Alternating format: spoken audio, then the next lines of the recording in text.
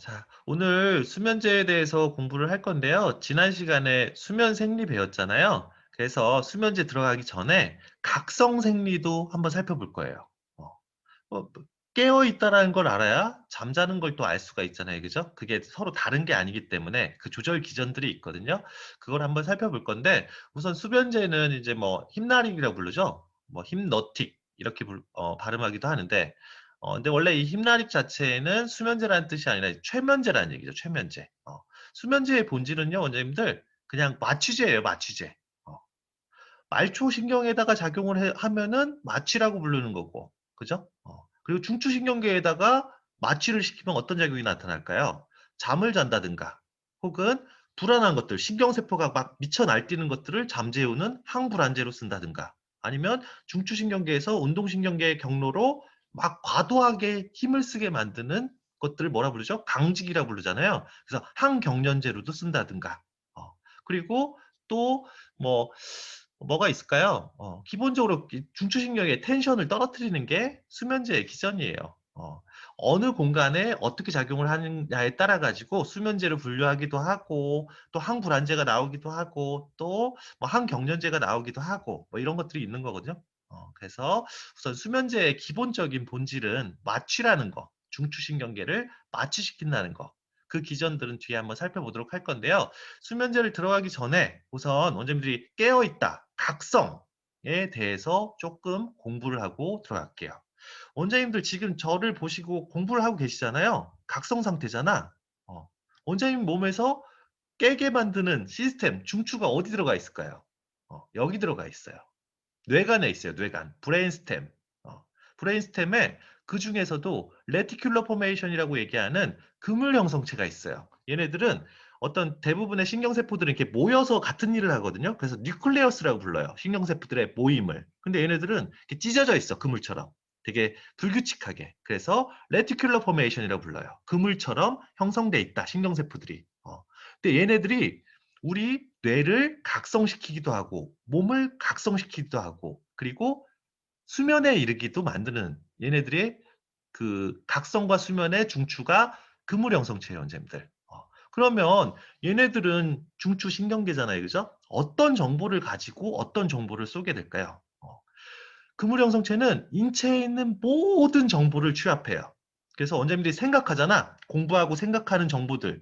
내가 어떤 걸 할 거야. 지금 뭐 고민이 있어. 이런 생각 정보들도 그물 형성체로 들어가고. 그리고 감정 정보도 들어가요. 우울하다, 화났다, 짜증난다. 이런 정보들 들어가고. 그리고 이것뿐만 아니라 원장님들이 느끼지 못하는 체온혈압, 혈당, 삼투압 같은 항상성 정보. 혈액에서 들어오는 그리고 화학적인 정보.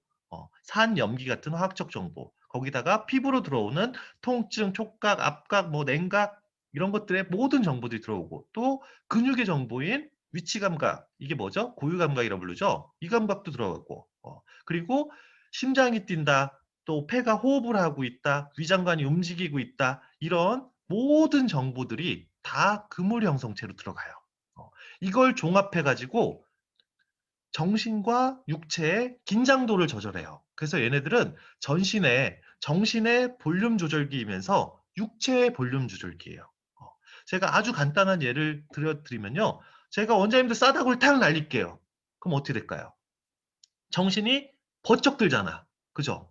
통증 정보가 피부를 타고 들어가 가지고 감각 경로를 따라 가지고 이 그물 형성체에다 정보를 전달해요. 야, 아프다. 그럼 어떻게 해야 돼? 내가 생명의 위협이 있는 거잖아. 그러니까 정신을 깨워야 돼요. 그래서 그물 형성체에서 여기다가 에피네프린을 빵 쏴버려요. 그러니까 어떻게 돼? 뇌가 빡 하고 깨어나죠. 그러면서 동시에 하행성으로 특히 이제 우리 항중력근이라고 얘기하는 코어 근육들, 우리 몸 체간에 있는 근육들한테 힘을 빡 주게 만들어요. 그래서 제가 원장님들 싸대기를 날리면 정신도 깨고 몸도 긴장을 해요. 그죠? 스트레스를 받아도 마찬가지예요. 스트레스를 받는다는 얘기는 뭐 어떠한 혈당, 체온 같은 정보들이 이 근무형성체로 들어가면 정신도 각성을 시키고 그리고 몸도 각성을 시켜요. 몸이 각성한다는 얘기는 뭐냐면요. 긴장한다는 얘기예요. 그게 뭐예요? 승모근이 굳고 흉쇄들근이 굳고 허리 근육들이 굳고 그죠? 햄스트링 같은 것들이 긴장을 하고 왜? 위협이로 느끼기 때문에 바로 도망을 가거나 혹은 힘을 줘야 되는 거, 싸워야 되기 때문에 코어 근육들, 중심 근육들부터 긴장을 하게 만들어요. 그걸 하는 게 그물형 성체예요. 그래서 얘는 뇌도 각성시키고 몸도 각성시킨다. 어떤 정보를 토대로? 전신으로 들어오는 정보들 토대로. 뭐 다른 예를 들어드리면 우리가 그 자동차에 쌍라이트 있잖아요. 헤드라이트. 불빛을 원장님 눈에다 딱 비치면 어떻게 되냐면요. 고개를 탁 돌려요. 그리고 뇌가 각성이 팍 되면서 몸이 경직이 되면서 고개를 반대 방향으로 탁 돌리잖아. 이게 원장님들이 생각해서 움직이는 게 아니잖아요. 그죠? 이 뇌간, 특히 브레인스템은 반사, 리플렉스를 유발하는 거예요. 생각을 통해서 그 만들어지는 움직임을 만들어지지 않고 기본적으로 들어오는 어떤 정보들 토대로 그냥 바로 행동할 수 있게끔 만드는 공간이 요 브레인스템이고 그 중추가 뭐냐면 레티큘러 포메이션이라는 거예요. 자, 우리는 그래서 어센딩 레티큘러 포메이션 액티베이팅 시스템을 볼 거예요. 아라스라고 불리는데 그물형 성체에 어떤 정보가 들어오면 그거를 위로 어센딩 상행성으로 어떤 정보를 전달하는 시스템을 배울 거예요. 그게 육체로 내려가면 디센딩 레티큘러 포메이션 액티베이팅 시스템이에요. 드라스라고 얘기하는. 근데 요거는 신체에 관여되는 건데 그 뭐 혈압이나 체관 근육의 긴장도 혹은 이런 것들을 조절하는 건데 그 시스템은 안 보고 정신만 볼게요. 왜? 오늘은 수면과 각성을 보는 때이기 때문에. 자, 요 그물형 성체에서 뇌에다 각성 시스템을 신호를 줄 텐데 어떤 걸 가지고 신호를 쓸 거냐? 그걸 뭐라 부르죠? 신경 전달 물질이라 부르죠. 그죠? 뇌를 각성시키는 신경 전달 물질들, 특히 뇌간에서 쏘는 신경 전달 물질들이 이렇게 5가지 정도가 있어요. 대표적으로. 아세틸콜린, 노르에피네프린, 세로토닌, 도파민, 히스타민. 많이 들어보셨잖아요. 근데 요거는 아세틸콜린이나 노르에피네프린은 말초에도 있어요. 자율신경계에도. 그쪽 개념은 버리세요. 그쪽 개념은 아예 버리시고 중추 쪽에서 얘네들이 어떤 역할을 하는지만 살펴볼게요, 원장님들. 하나하나 살펴볼게요. 자, 첫 번째는 콜리너릭 패스웨이예요. 콜리너직이죠. 콜리너직 패스웨이. 아세틸콜린 경로라고 보통 부르죠. 요건 뭐냐면요. 우리가 기본적으로 그냥 명료 한 단어로 요약할 수 있어요. 우리가 공부를 원장님들이 지금 하시잖아. 집중력이 자꾸 떨어져. 그리고 저 동생이 얘기하는 거 하나도 안 들려. 명료함이 떨어지고 있는 거예요. 근데 원장님들이 제가 말하는 것들을 다 받아들이고 있어. 막 생각하고 머리 돌리고. 이때 작용하는 경로가 아세틸콜린 경로예요. 그래서 얘네들은 어떻게 보면 우리 한의학적으로 표현하면 정신 중에서 정신머리라고 하잖아. 정신머리 좀 차리라고. 신일 수도 있고 어떻게 보면 생각, 사에 해당되는 거예요. 공부하는 거. 그래서 얘는 생각의 지휘자예요. 아세틸콜린 분비가 떨어지면 어떻게 되냐? 생각을 잘 못해. 멍하고 집중력이 떨어지고 명료함이 떨어져 있어요. 명료함이. 이해가시죠? 그래서 얘네들 같은 경우는 명료의 경로다. 그래서 총명탕의 경로일 수도 있어요, 이게. 총명탕의 경로. 이해가시죠? 근데 이 정보는 어디서 끌고 와요? 뇌간에서 정보를 쏴주는 거예요, 뇌간에서. 뇌간은 어떤 정보를 받아요? 혈압, 혈당, 체온의 시스템, 그리고 눈으로 들어오는 빛 자극, 피부에서 들어오는 어떤 자극들, 그리고 염증 정보들, 수많은 자극들이 이 뇌간으로 정보가 들어와가지고 이 그물 형성체가 그걸 연산을 하거든요. 연산해서 뇌를 총명하게도 만들고 또 멍청하게도 만드는 거예요.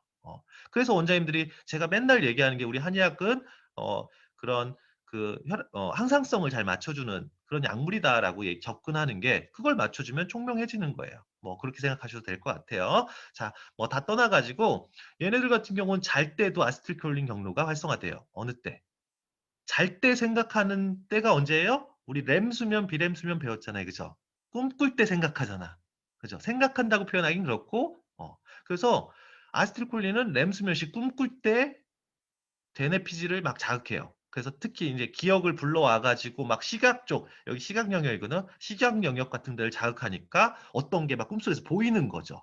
눈을 통해 가지고 이렇게 들어와 가지고 후두엽에다 꽂아주는 게 아니라 그냥 여기서 이쪽을 자극해서 여기서 어떤 시각 정보를 불러일으킨다고 보시면 되죠. 그래서 꿈꿀 때 다 보이잖아요. 그죠? 그래서 그때도 아세틸콜린이 작동을 한다는 거. 뭐 다 떠나가지고 아세틸콜린 경로가 활성화되면 뇌가 명료해진다 정도까지만 이해하고 계셔도 좋을 것 같아요. 자, 그리고 또 하나가 뭐냐면요. 그 다음이 에피네프린 경로예요. 에피네프린. 요거는 그 뇌간의 그물 형성체에 로커스 셀룰레우스라고 얘기하죠. 청반액, 파랗다는 뜻이거든요. 청반액에서 그 분비가 되는데 얘네들이 중요한 게 뭐냐면요. 아주 간단하게 제가 아까 원장님들 싸다고 날렸다고 생각하시면 돼. 빡이에요, 빡. 그냥 뇌에다가 빡 힘을 주는 거예요. 뇌력이에요, 뇌력. 뇌력을 갑작스럽게 팍 증진시킨다고 생각하시면 돼요. 그래서 옛날 중세 시대에는 회의에 아기를 한 명, 뭐 10대 아기를 한 명 불렀대요. 부르고 회의를 다 참가시키는 거야. 그리고 나서 회의가 끝나면 찬물에다 빠뜨린다고 그래요. 왜? 에피네프린 경로를 활성화시켜서 기억을 빡 시키게 만드는 거예요. 옛날에는 뭐 이렇게 컴퓨터가 없어서 기록을 할 수 없었잖아. 그래서 그런 기록 장치로 애들을 썼대요. 근데 찬물에다가 그리고 우리가 더 쉽게 생각할 수 있는 게 맞으면 원장님들도 고등학교 때 맞아 보셨잖아요. 맞으면 외울 수 있어요. 왜? 에피네프린 경로가 맞으면 에피네프린 경로가 빡 하는 거예요. 그럼 어떻게 돼? 기억이 선명하게 기억할 수 있는 거죠. 빡! 근데 이렇게 스트레스가 작용하면 코르티졸이 분비하면서 코르티졸이 뇌의 해마를 건드려 가지고 도리어 장기적으로는 문제가 생기는데 단기 기억하는 데는 맞는 것만큼 더 좋은 방법이 없죠. 그러니까 결국에는 에피네프린 경로는 빡이라고 보시면 돼요. 그래서 뭐 우리가 그냥 재미로 혼신의백칙 중에 혼이 실린 구라, 빡! 에너지를 담아 가지고 혼이 실리게. 그래서 혼이라고 생각할 수 있는 거고 또 어떻게 보면 그 두려움을 느끼거나 혹은 놀래거나 이럴 때 우리가 그 에피네프린 분비가 많아지거든요. 왜? 위험한 상황이니까 뇌에다 빡 힘을 줘야 되니까. 그래서 요런 경로도 있다라는 거. 그래서 보면은 에피네프린 경로가 잘 활성화 안 되는 애들은 어떨까요? 잘 놀래지도 않아요. 제가 "야!" 라고 소리를 질렀는데 어떤 원장님들은 확 놀래는데 어떤 원장님들은 "저 새끼 뭐 하는 거야?" 라고 할 수도 있는 거잖아요. 그러니까 자극에 둔감하게 반응하는 사람들이죠. 그리고 애가 뇌력이 떨어지니까 어떻게 돼? 열정도 떨어지고 뭐 기억력도 딸리고 몰두하지 못하고 이런 것들이 나타날 수 있는 거죠. 그죠? 그 정도까지만 보시면 될 것 같고 그다음 경로가 뭐냐면요. 세로토닌 경로예요. 세로토닌 경로.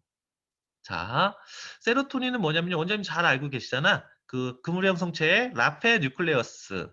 여기 뭐죠? 솔기액이라고 불리는 거죠. 솔기액.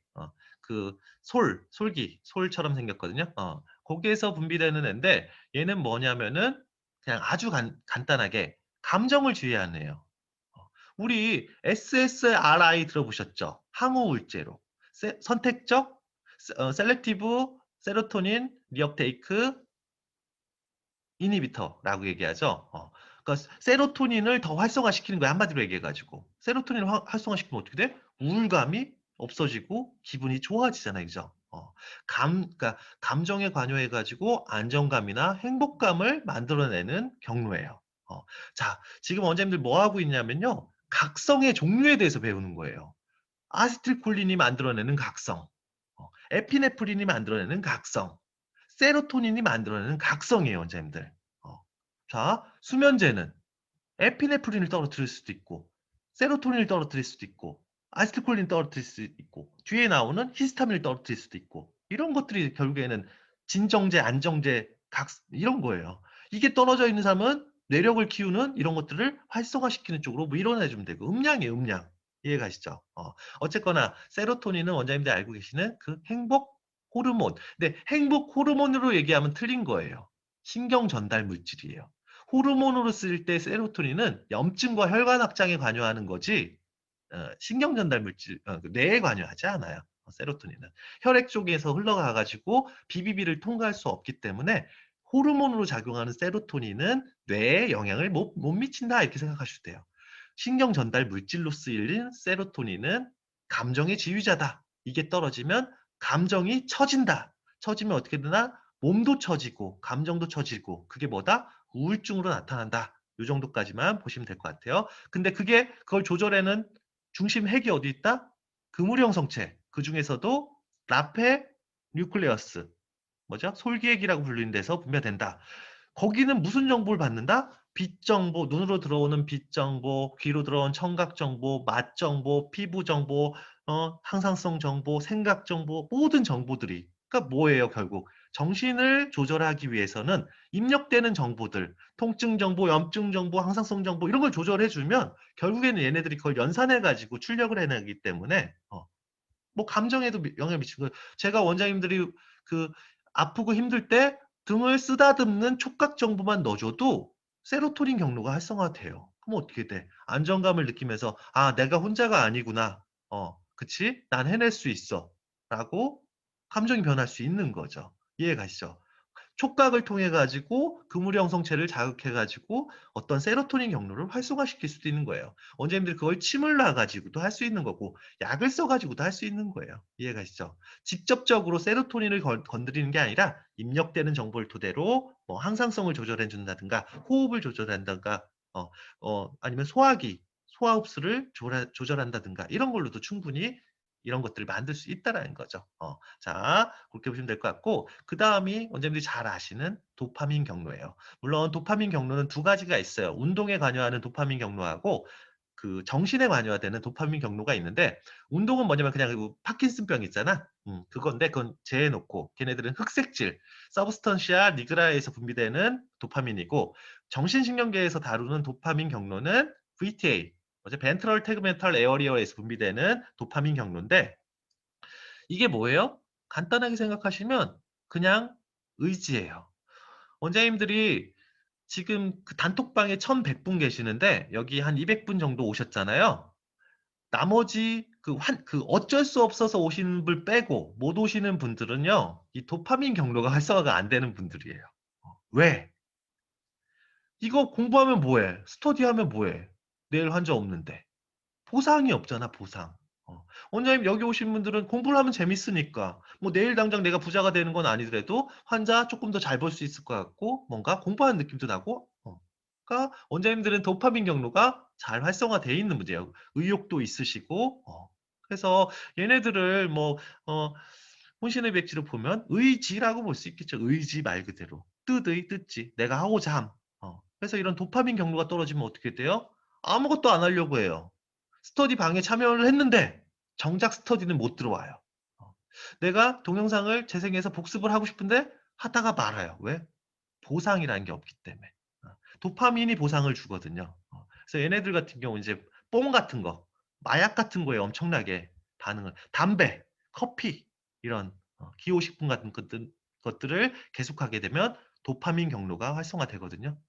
그래서 각성제 같은 거 많이 먹어도 이 도파민 경로가 활성화돼서 막 의욕적으로 변하죠. 뭘 하려고 하고. 저 같은 사람 보면은 스터디 원장님들 재미없을 것 같으니까 어떻게 돼요? 쿠폰 돌리라고 하잖아. 어. 그냥 제가 재밌어서 하는 거잖아. 저 같은 사람은 도파민 경로가 엄청나게 활성화돼 있어요. 그래서 담배하고 커피를 끼고 살아요. 그거 없으면 엄청 우울해지거든요, 제가. 어, 물론 뭐 이렇게 접근할 수 있다라는 거. 해서 도파민 경로도 있다라는 거. 도파민 경로에 의한 각성 작용도 있다라는 거 보시면 될 것 같아요. 자, 그리고 이제 마지막이 잘 원장님들이 요거는 좀 잘 접근을 안 하시는 경로가 많은데 수면제에 있어서 되게 중요한 거예요, 이게. 히스타민 경로가 있어요.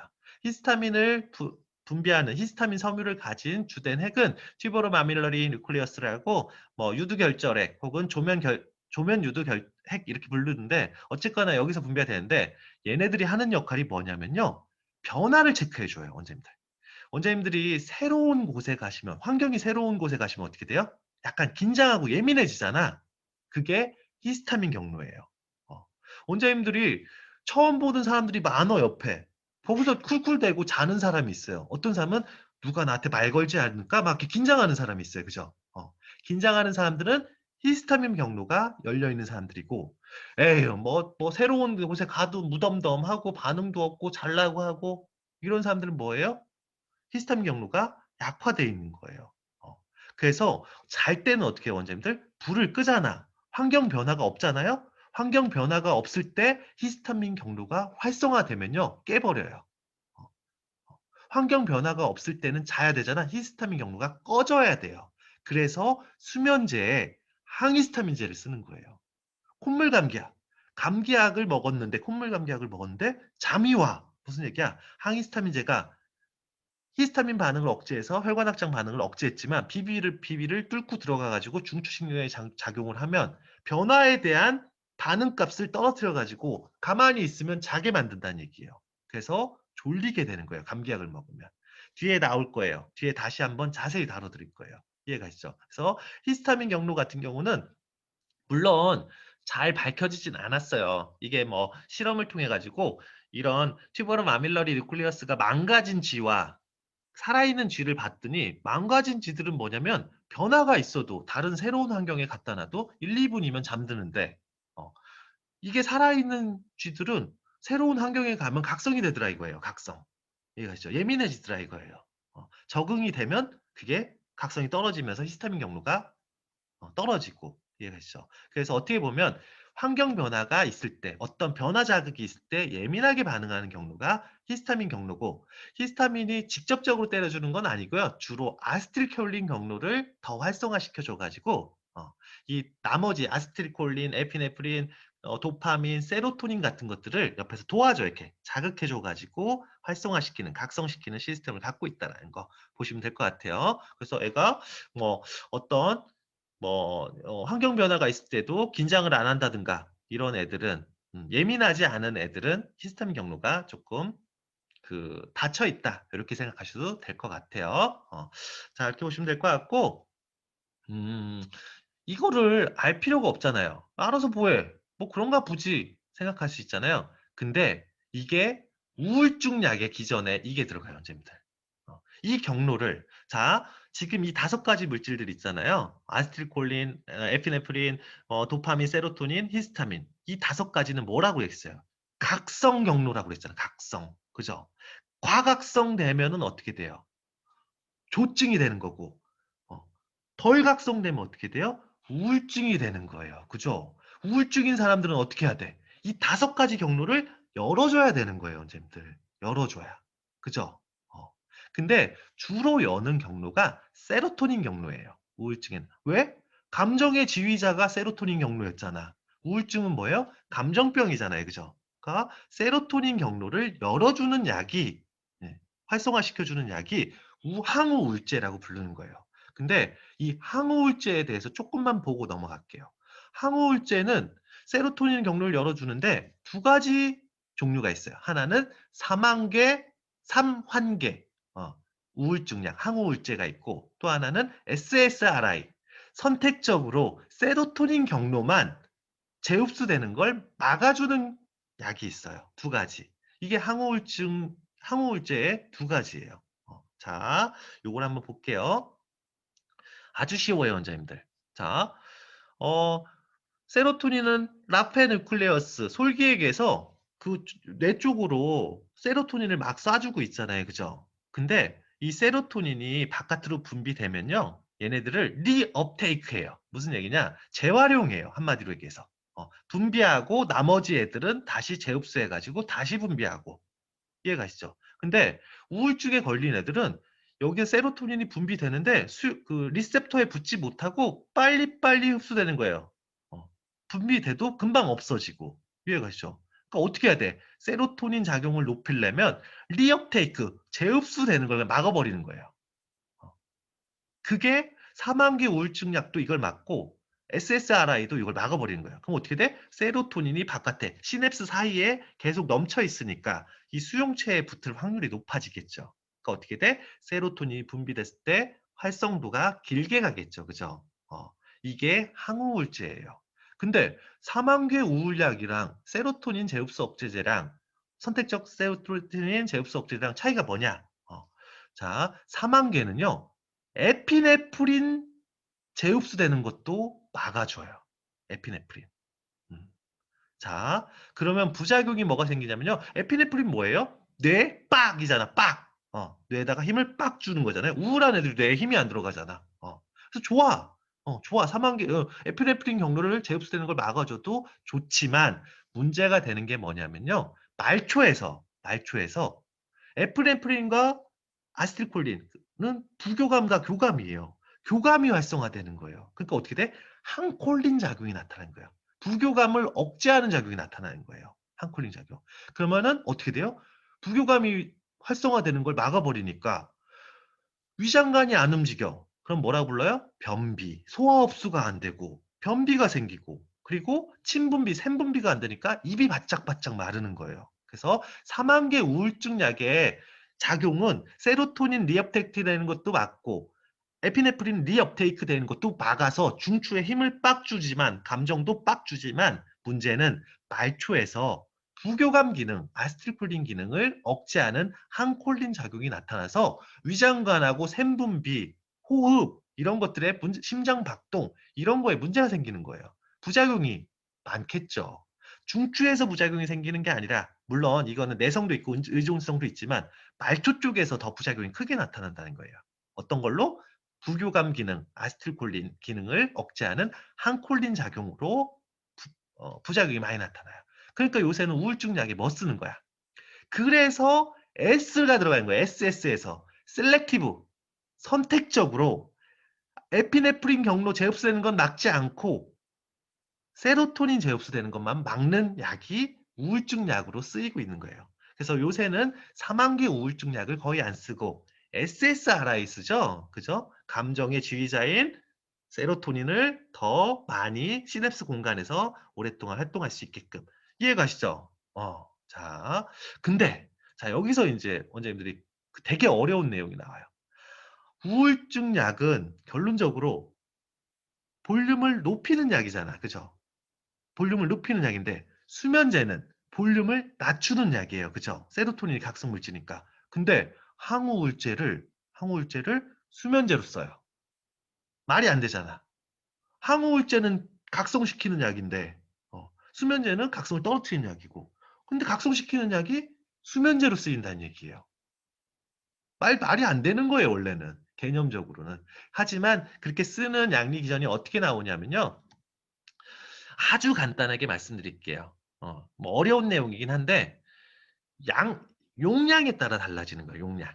어. 이런 사만개 우울증 약, 특히 사만개 우울증 약을 쓰게 되면은 고용량으로 쓰게 되면은 100ml에서 200mg을 쓰게 되면은 그 항우울제로 쓰는데 몇 mg 한 30분의 1 정도 쓰게 되면요. 히스타민 경로를 억제해요, 도리어. 항히스타민 작용을 하게 돼요. 아까 우리 항히스타민이 뭐예요? 히스타민도 각성제였잖아. 그걸 떨어뜨리니까 수면제로 작동하는 거예요. 이해가시죠? 그래서 우울증 약 중에 특정한 이런 독세핀이나 혹은 트라조돈 같은 것들을 이제 수면제로 쓰기도 해요.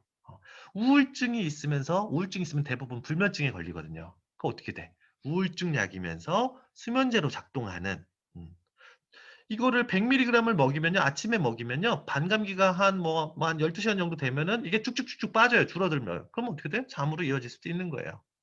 뭐 그렇게 보실 수도 있는 거고 어쨌거나 항우울제는 뇌를 각성시키는 애지만 수면제로도 쓰이고 있다. 그 개념이 뭐다? 용량 차이에 의해서 발생을 한다. 뭐 복잡한 얘기는 제가 다 뺄게요. 자, 그렇게 보시면 되고 근데 원장님들 지금 우리 뇌의 각성을 보고 있잖아, 각성. 명료하게 하는 아세틸콜린, 뇌에 힘을 빡 주는 에피네프린, 그리고 보상을 주는 의지를 만들어내는 도파민, 그리고 감정을 만들어내는, 감정을 띄워주는 세로토닌, 거기다가 변화의 각성값을 만들어내는 히스타민까지 봤어요. 그죠? 각성을 얘네들이 조절할 것 같죠? 아니에요, 원장님들. 중추신경계의 주인공은 이 5가지 신경전달 물질이 아니에요. 주인공은 얘네들이에요. 글루타메이트와 가바예요. 가바. 아세틸콜린, 에피네프린, 히스타민, 세로토닌, 도파민 몰라도 돼. 글루타메이트하고 가바만 이해하시면 중추신경계를 반 이상 이해할 수 있어요, 원장님들. 지금 우리가 봤던 5가지는 오행이라고 볼 수 있어요. 이렇게 조절자, 이렇게 돌아가는 거. 근데 글루타메이트하고 가바는 그냥 음량이에요. 떴다, 가라앉았다. 이해 가시죠? 그래서 그냥 음량과 오행으로 이해하셔도 돼요. 물론 이게 5가지 이외에 여러 가지 또 신경 전달 물질이 있는데 꼭 그렇게 이해하시면 안 되고 내내망상 하시면 안 되니까 그냥 아주 이해하기 쉽게 이렇게 접근하실 수 있다는 거. 자, 이제 그러면은 신경세포가 예민하다와 둔감하다는 어떻게 조절할까요? 어, 제가 원장님들한테 뭐 예민한 사람이 있고 우리 그 TV 소리에 되게 예민한 사람들 있잖아. TV 소리 조금만 들려도 짜증난다고 얘기하는 사람이 있는가 하면 주변에서 막 꽹가리 치고 부구 치고 있는데도 자는 사람이 있어요. 신경도 안 쓰고. 그죠? 왜 그럴까요? 그 차이는 뭘까요? 어, 그 차이가 바로 분극의 개념, 폴라리제이션에 있어요, 원장님들. 어, 신경세포가 움직이지 않을 때는 폴라리제이션이라고 불러요. 어떻게? 분극이라고 불러요. 분극의 뜻이 뭐예요? 극이 나눠져 있다. 플러스 마이너스가 나눠져 있다. 어떻게? 세포 안에는 마이너스, 세포 밖에는 플러스로 나눠져 있다는 게 분극이에요. 폴라리제이션이에요. 이 상태가 되면 신경세포는 움직이지 않아요.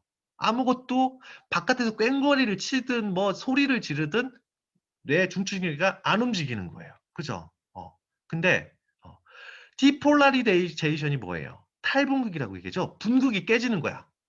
세포 안에가 마이너스, 세포 밖이 플러스가 바뀌어 버리는 거예요. 뒤집어지는 거예요. 그럼 어떻게 돼요? 신경세포가 작은 소리 하나에도 반응을 해버리는 거예요. 짜증난다, 뭐 죽여버리고 싶다, 이런 생각들이 막 드는 거예요. 자, 그걸 조절하는 게 뭐냐면요. 역치값이에요, 역치값.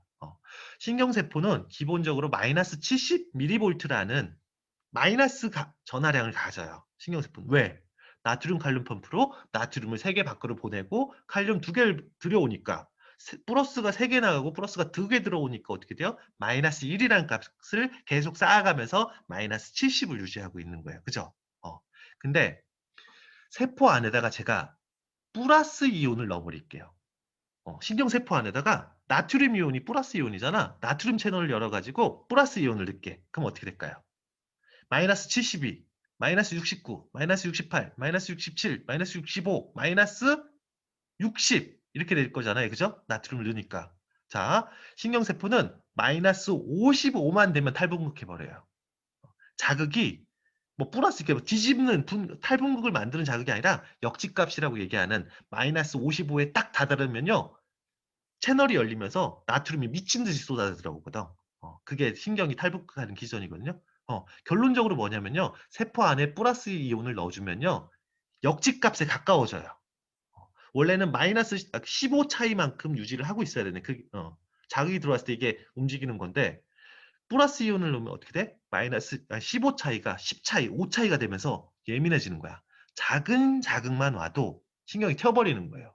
이해가시죠? 그게 뭐라는 얘기예요? 그게 글루타메이트가 하는 역할이에요. 세포 안에 양이온, 나트륨 이온을 넣어주는 게 글루타메이트가 하는 역할이에요. 이해가시죠? 자, 거꾸로 제가 세포 안에, 신경세포 안에 마이너스 이온을 넣을게요. 마이너스 이온. 마이너스 이온 중에 제일 대표적인 게 뭐냐? 염소 이온이에요. 염소 이온. Cl-. 염소 이온을 넣으면 좀 어떻게 돼? 마이너스 70, 마이너스 71, 마이너스 72, 마이너스 73, 마이너스 75 이렇게 되잖아. 그죠? 그러면 역지값이 55에서 75까지 가면 어떻게 돼? 20 차이만큼 벌어지잖아. 바깥에서 자극이 들어와도 반응성이 떨어지는 거예요. 신경세포가 더욱더 견고하게 안 움직이려고 하는 거죠. 그렇게 되면 어떻게 돼? 자는 거예요, 원장님들. 불안감이 없어지는 거예요. 항진된 게 떨어지는 거예요. 경련된 게 떨어지는 거예요. 그래서 항경련제, 흥분제, 진정제, 마취제, 수면제는 뭐냐면요. 세포 안에 염소를 넣어주는 거예요. 마이너스 이온을. 그러면 신경세포가 둔감해지면서 자려고 만드는 거예요. 그리고 통증 신호가 들어와도 뇌에서 그걸 해석을 안 해. 저 새끼 통증이다라고 해석을 안 하니까 어떻게 돼? 아프다고 못 느끼는 거예요. 팔에는 다 찢어지고 막 상처 나고 아파 죽겠는데 팔은 조직세포는 뇌에서 그걸 해석을 안 하는 거예요. 왜? 정보가 왔는데 이게 튀어줘야지 아프다는 걸 느낄 수 있는데 못 튀는 거예요. 그 어떻게 돼? 진통제로도 쓰이는 거예요. 이해가시죠? 그래서 결론적으로 세포 안에 플러스 이온을 넣을 거냐, 분극을 약하게 만들 거냐, 마이너스 이온을 넣어서 분극을 더 크게 만들 거냐. 이해가시죠? 그게 신경 게 가장 큰 음량 조절이에요. 이해가시죠? 다 끝난 거예요, 이제. 자, 그래서 신경세포를 흥분시키고 신경 전달을 시키는 주된 물질이 뭐라고 그랬어요? 글루타메이트예요. 세포에는 신경세포에는 그 다음 시냅스 후 세포에는 이런 글루타메이트 수용체가 있어요. 글루타메이트가 분비돼서 다음 신경세포한테 딱 달라붙으면 나트륨 채널을 확 열어버려. 어떻게 된다고 그랬어요? 양이온이 막 들어가. 그러면 마이너스 55까지 탁 올라가는 거예요. 그럼 어떻게 돼? 탈분극 하면서 신호가 튀는 거예요. 나 무슨 신호가 들어왔어. 그러면서 감정이나 뭐 감각이나 이런 것들이 열리는 거죠. 그죠? 그리고 물론 그거에는 AMPA 채널하고 NMDA 채널이 있는데 두 개 시스템이 조금 다른데 얘는 칼슘까지 넣어줘요. 양이온. 결국엔 양이온 넣어주는 거예요. 이해가시죠? 뭐 요거까지는 제가 안 할게요. 결국 글루타메이트가 뭐다? 신경세포 안으로 플러스를 넣어준다. 그럼 어떻게 돼? 분극이 깨진다. 분극이 깨지면 어떻게 된다? 탈분극이 된다. 그러니까 어떻게 된다? 신호가 전달이 된다. 신경세포가 튄다. 라고 이해하시면 될 것 같아요. 자, 그리고 그 다음 뭐예요? 염소 채널을 갖고 있는 수용체 단백질을 뭐라 부르냐면요. 가바 수용체라고 부르는 거예요, 선생님들. 그리고 염소를 넣어주는 주된 신경 전달 물질이 감마 아미노부트릭 엑시드라고 불리는 가바예요, 가바. 이해가시죠? 억제성 신호 물질, 신호 전달 물질이 뭐예요? 가바라고 부르잖아. 가바가 분비되면요. 그 다음 신경세포의 가바 리셉터에 붙어요. 가바 수용체에 붙어가지고 여기 보면 뭐라고 써요? 염소 이온이 들어간다라고 나오잖아요. 그죠? 이거예요. 그럼 어떻게 돼? 마이너스 71, 마이너스 70, 마이너스 78 이렇게 넘어가면서 신경세포가 전 세포에서 시냅스 전 세포에서 신경이 아무리 뭐라고 쏴줘도 이 다음 세포가 반응을 안 하는 거야. 왜? 분국이 너무 커지니까. 그죠? 그러면 그 다음 단계에선 다 잔다는 얘기예요. 잔다. 신경세포가. 죽는 게 아니에요, 원장님들. 분국이 커져서 신경 그 다음 전에 왔던 정보들을 처리하지 않겠다라는 거예요. 이해가시죠? 글루타메이트라는 얘기는 뭐예요? 정보가 왔을 때 그 정보를 처리하겠다라는 의미라 생각을 하고 막 각성을 하고 막 흥분을 하고 이런 걸 하겠다라는 얘기고 마이너스가 들어오면 어떻게 돼요? 그 다음 신경세포가 그냥 자겠다라는 의미라는 거예요. 죽는 게 아니에요, 원장님들. 근데 뇌간에 있는 브레인스템은 뭐 하는 거죠? 호흡도 조절하고 호흡 중추도 있고 심장 중추도 있고 되게 많은 생명에 관여되는 제일 중요한 중추가 대뇌 피질이 아니잖아. 뇌간이잖아. 그죠? 여기에 염소이온을 계속 집어넣을게요. 그럼 어떻게 될까요? 뇌간 세포들이 정보를 처리하지 않아 아무것도 안 하겠다는 거예요. 안 하면 어떻게 돼? 심장이 안 뛰는 거예요. 호흡을 못 하는 거예요. 그래서 신경 독소들이 이런 뇌간을 침투해가지고 마비시키는 거예요. 그럼 어떻게 돼? 심장이 멈추고 호흡이 멈추면서 죽는 거예요. 뇌를 부시는 게 아니야. 이런 신경 독소들은. 이거를 그냥 신경세포를 잠재우는 거예요. 자면은 어떻게 돼? 그냥 얘만 자면 돼. 근데 뇌간세포를 잠재우면 어떻게 돼요? 심장도 안 뛰고 호흡도 안 뛰어서 죽는 거예요. 선생님들. 이해가시죠? 그렇게까지 이해하실 수 있다는 거. 가바, 글루타메이트, 그리고 나머지 신경전달 물질들, 각성작용들 이해하시면 이런 식으로 뇌가 돌아가고 있구나. 모든 것들의 중심은 뭐다? 뇌간이다. 브레인스템이다. 브레인스템은 뭘 체크한다? 온갖 정보들. 염증 신호부터 뭐 항상성령부터 생각부터 감정까지 모든 정보들을 연산하고 있다는 거. 원장님들이 치료를 할 때 따뜻한 말 한마디로도 치료가 가능한 이유가 그 이유예요. 따뜻한 말 한마디를 하면 그 사람이 생각을 하게 되고 안정을 하게 되고 그럼 뇌간에 그 신호를 보내면 그 신호가 다시 출력으로 이어져 가지고 뭐 세로토닌이 분비되거나 어떤 진통작용이 나타나거나 할 수 있는 거예요, 선생님들. 이해 가시죠? 이제 옛날에 신경계 할 때 이건 했는데 간단하게 아시면 좋을 것 같고요. 자, 첫 번째 시간은 여기까지 하고요. 좀 쉬었다가 진행을 하는 게 좋지 않고요. 바로 갈게요, 원장님들. 바로 갈게요. 너무 빨리 진행해가지고 바로 갈게요. 재밌잖아요, 그죠? 바로 진행할게요. 자, 근데 오늘 배울 게 뭐야? 수면제잖아요, 그죠? 수면제. 지금은 뭐 배운 거예요? 각성 시스템을 배웠고, 그래서 각성이 잘 안 되는 것들에 대한 항우울제에 대해서 조금 살펴본 거예요. 그죠? 세로토닌 경로. 그죠? 그리고 또 각성시키는 신호를 전달하는 글루타메이트하고 또 억제하는 억제성 신호를 뿌리는 가바까지 본 거예요. 가바 수용체까지. 그죠? 그죠? 이제 진짜 수면제에 대해서 한번 들어가 볼게요. 요 내용하고 연관성이 있는 내용들도 많이 있어요. 자, 우선 수면제에는 일반 의약품하고 전문 의약품이 있어요. 그죠? 그래서 일반 의약품은 대부분 수면 유도제라고 불러요. 물론 이런 것 중에 항히스타민제 한 개만 수면 유도제라고 불러요. 자, 일반 의약품을 뭐라 불러요? OTC라고 부르잖아. OTC. 그죠? OTC가 뭐야? 오버 더 카운터 드럭이잖아요. 무슨 뜻이게요? 이 카운터 뒤에 있는 거 적어주세요. 저 마일드 세븐 담배 주세요가 OTC예요, 원장님들. 카운터 너머에 있는 저 뒤에 있는 약 달라고. 이해가시죠? 그 일반 의약품이라고 해석하는데 제가 옛날 OTC 오버 더 카운터 드럭이 무슨 뜻이지 했는데 그런 상식적인 의미가 있다라는 것까지 아시면 되고 결국 뭐야? 약국 가서 수면제 주세요 하면 수면 유도제를 줘요. 그게 뭐냐면 항히스타민제예요. 감기약. 어. 그리고 나머지는 뭐 일반 의약품으로 분류되지 않고 영양제나 이런 걸로 분류되기도 하거든요. 요것도 같이 살펴볼게요. 그리고 수면제를 이해하려면요.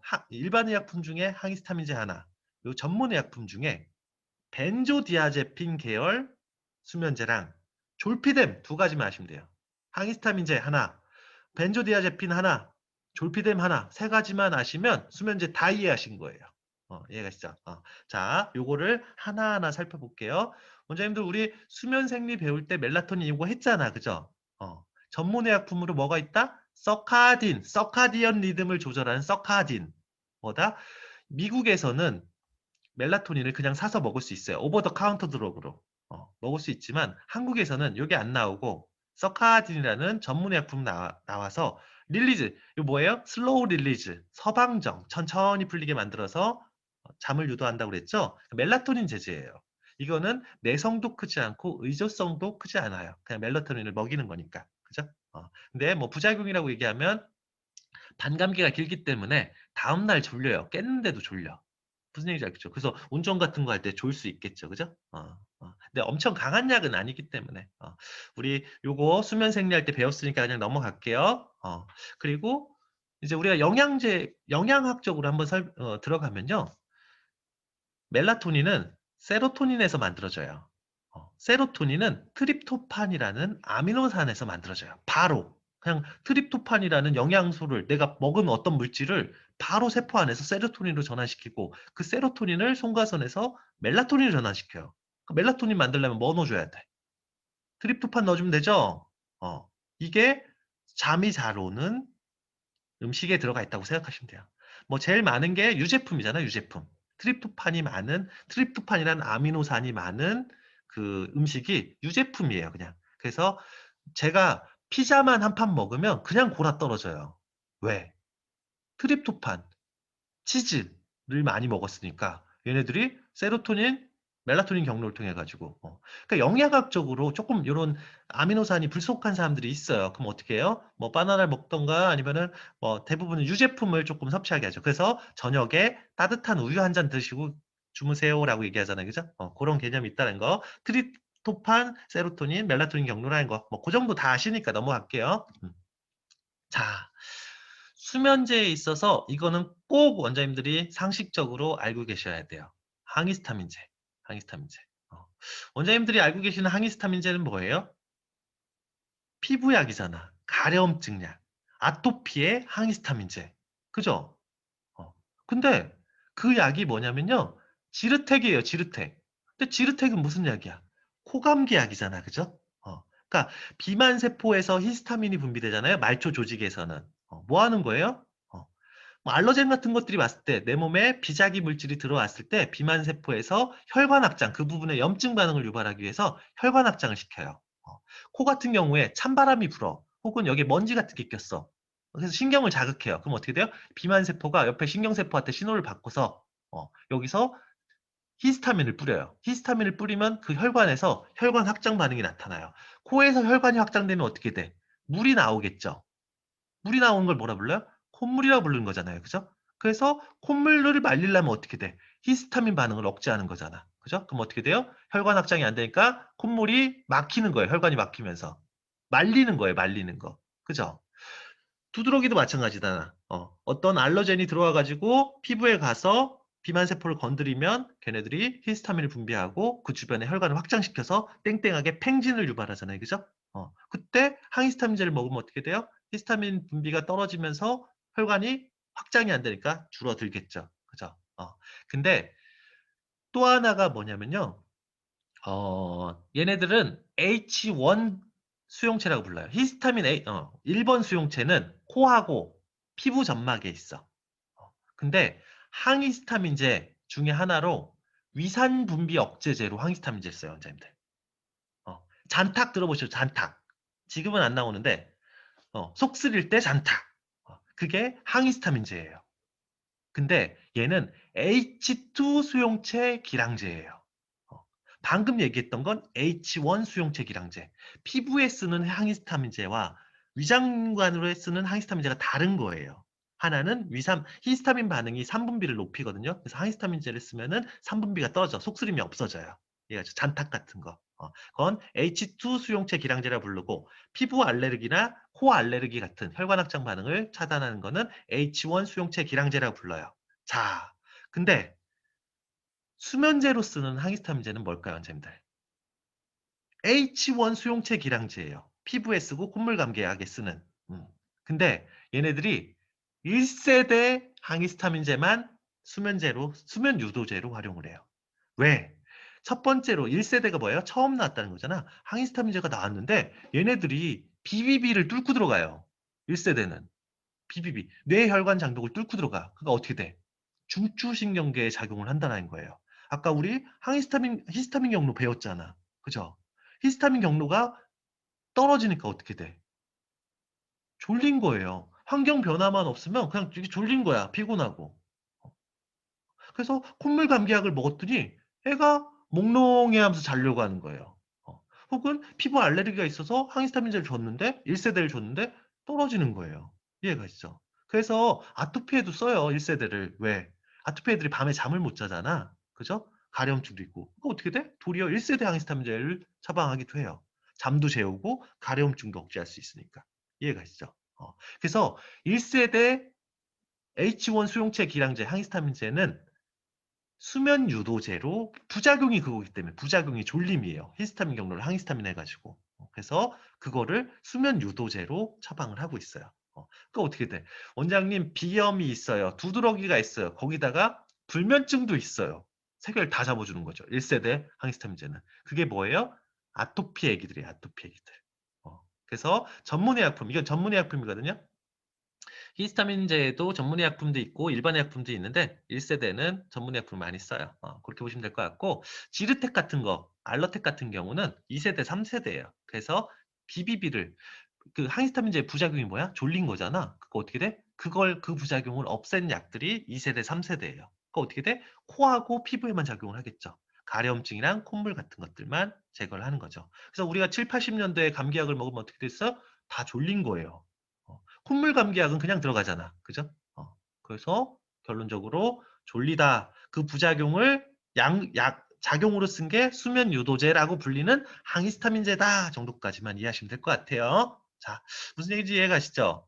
그래서 1세대는 BBB를 뚫고 들어간다. 중추신경계에 작용한다. 2세대부터는 거의 못 들어간다. 근데 아예 못 들어가는 건 아니에요. 들어갈 수도 있어요. 자, 그렇게까지만 보시면 될 것 같고.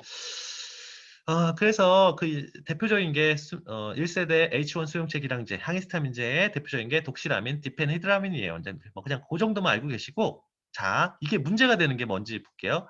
뭐 독시라민이나 디펜히드라민 같은 경우는 수면제로 쓴다기보다는 항히스타민제로 써요. 콧물 감기약으로.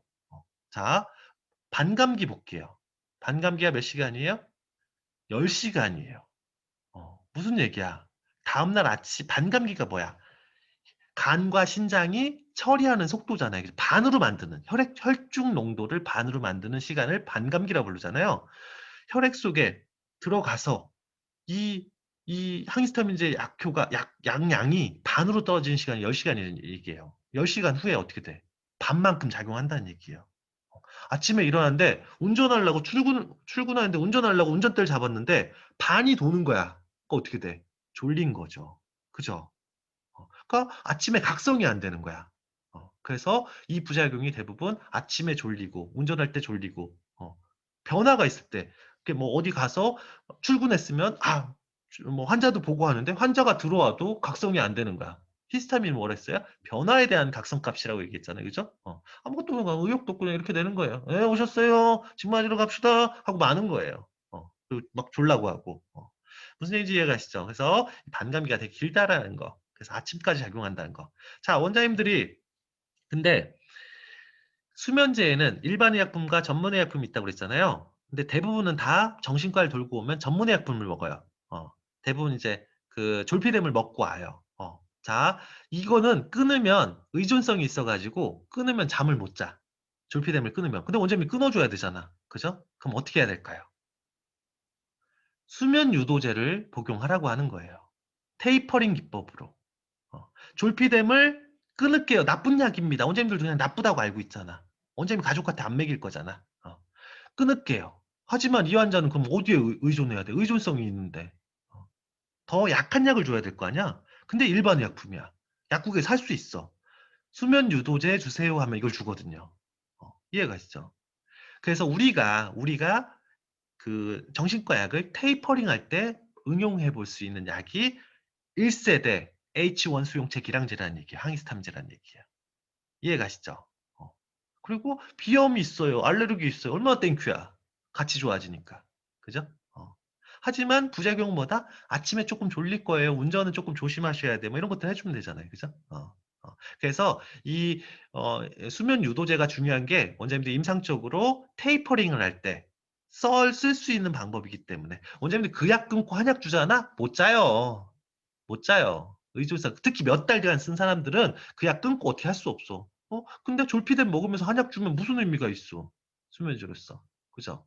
뭔가 첫 번째는 졸피뎀 하나를 먹던 것들을 반알로 잘라서 드세요 하는 게 그 저기잖아. 테이퍼링 기법이잖아요. 그죠? 그렇게 테이퍼링을 하면서 반알 가다가 이틀에 반알 가다가 이제 수면 요도제 한알 가다가 수면 요도제 반알 가다가 끊으면서 한약으로 같이 이렇게 처리를 하는 방법이 있겠죠. 그죠? 어.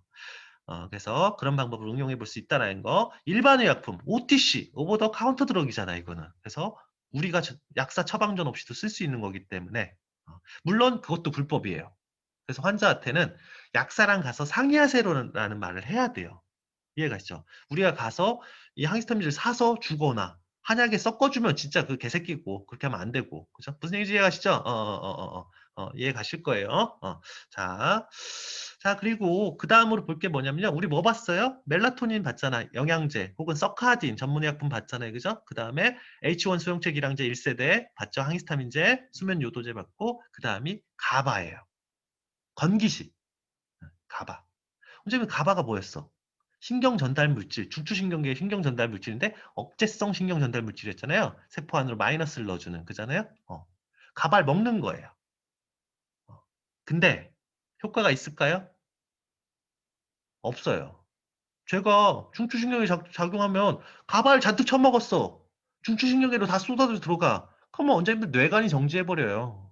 그럼 어떻게 돼? 죽는다고 그랬잖아. 비비비를 못 들어요. 대사가 돼서 없어지거나. 이해가 가시죠?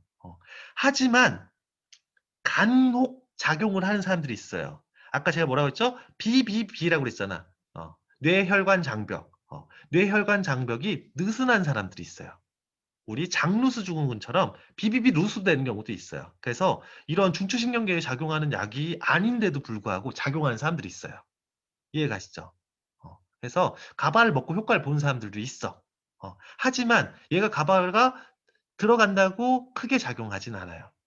이해 가시죠? 작용해서도 안 돼. 가발을 먹고 가바가 작용하면요. 죽어요, 사람이. 이해가 잘 신경세포가 생각도 못하고 죽어버려요. 말이 안 되는 거예요. 이해 가시죠? 근데 가발을 먹으면 잠이 온다는 사람들이 있어요. 효과가 있어, 진짜로. 왜 효과가 있을까? 중추신경계에 작용하는 게 아니에요. 말초신경계에도, 말초 쪽에도 특히 심장이나 그 자율신경계에 작용을 받는 효과기들 있잖아요. 조직들. 심장, 폐, 위장관 이런 것들 있잖아요. 특히 심장이나 폐 같은 경우에 가마 수용체가 조금 있대요. 그 어떻게 돼? 어, 심장 박동이 떨어지는 거예요. 호흡 박동이 떨어지는 거예요. 우리 코어 바디 템퍼러처 같은 거 했잖아. 간 온도, 심장 온도가 떨어지면 어떻게 된다? 잠이 든다잖아요. 결국 가발을 먹으면요. 진정 작용이 있어요. 말초 쪽에서.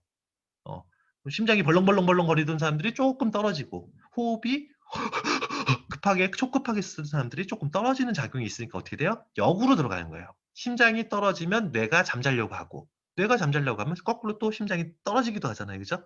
그게 서로 상호작용하거든요. 그래서 그런 작용이 있을 수 있다라는 정도까지만 알고 계시면 돼요. 왜냐하면 심의 원장님이 가바에 관련된 식물들을 많이 소개시켜 주거든. 이해 가죠? 그게 어떤 의미가 있을지에 대해서 고민해 보시라는 거. 그래서 갖고 왔어요. 자, 우리 양방에서 쓰는 수면제라고 얘기하는 거는 요거예요. 벤조디아제핀 계열 수면제하고 졸피뎀이라고 얘기하는 음, 비벤조디아제핀 계열 약물이 있어요. 두 가지를 쓰는데 요새는 벤조디아제핀 계열 수면제는 잘 안 써요.